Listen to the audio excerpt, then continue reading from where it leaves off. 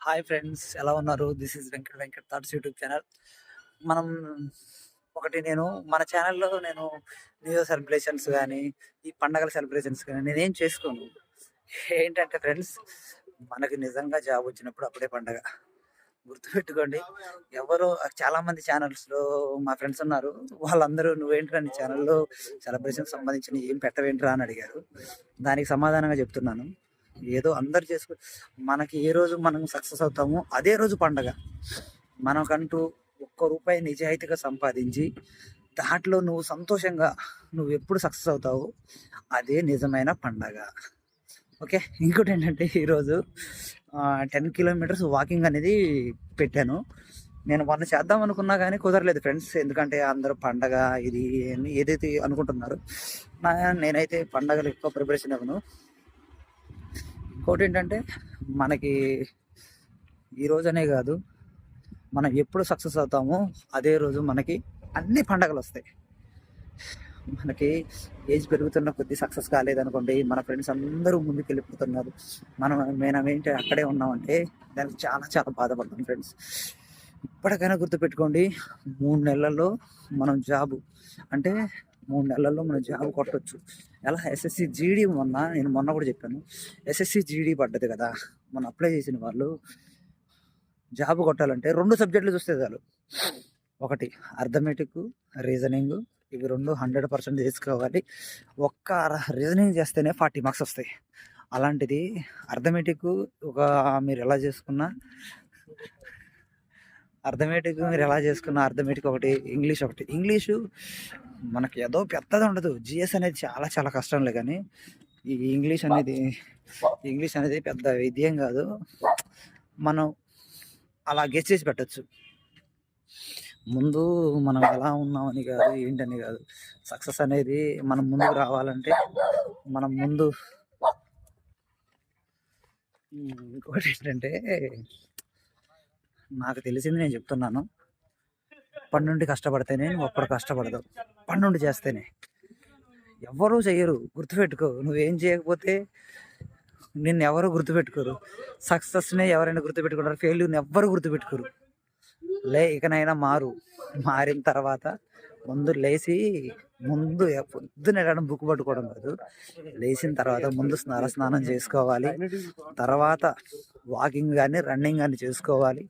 తర్వాత మెడిటేషన్ చేసుకున్న తర్వాత కూర్చోవాలి. అప్పుడే నువ్వు కొట్టగలుగుతావు. ఏదో అందరు కూర్చుంటున్నారు, 10 గంటలు కూర్చుంటే ఏం ప్రయోజనం ఉంటుంది? నువ్వు చదువు 1 గంట అయినా కరెక్ట్ చదవాలి. ఓకే ఫ్రెండ్స్, మనం ఇప్పుడు గ్రౌండ్ గురించి మాట్లాడుతున్నాం. మనం దీని గురించి కాదు, వేరే దాని గురించి కాదు.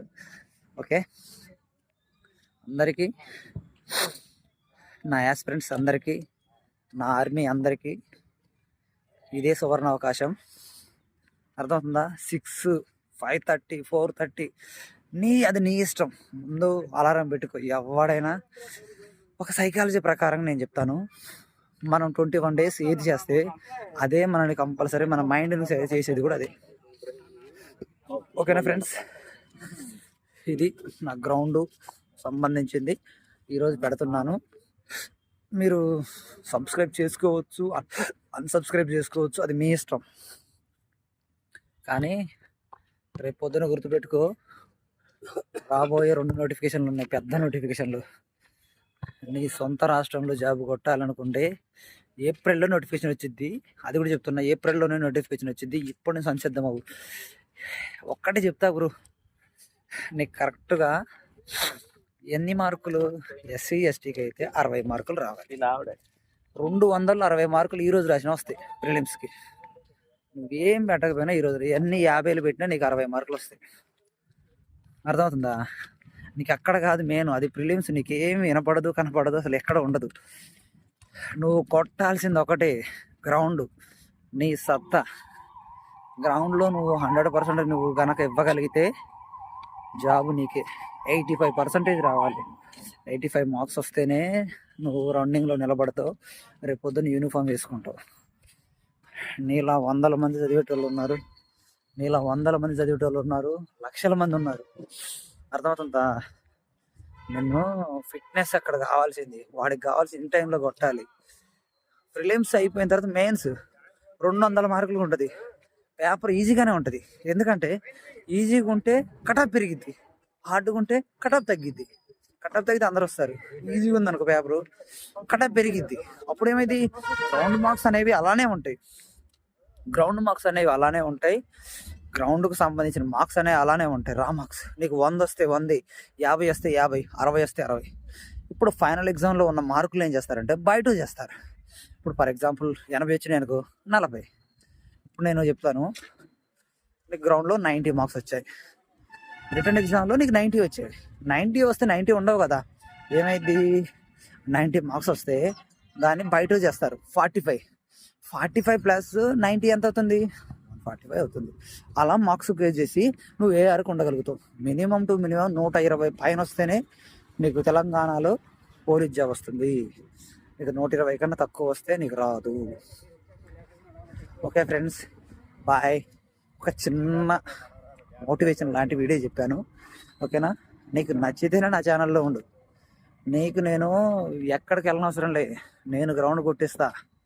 భద్రాచలం గ్రౌండ్కి రా ఈవెంట్కి, అర్థమవుతుందా ఫ్రెండ్స్?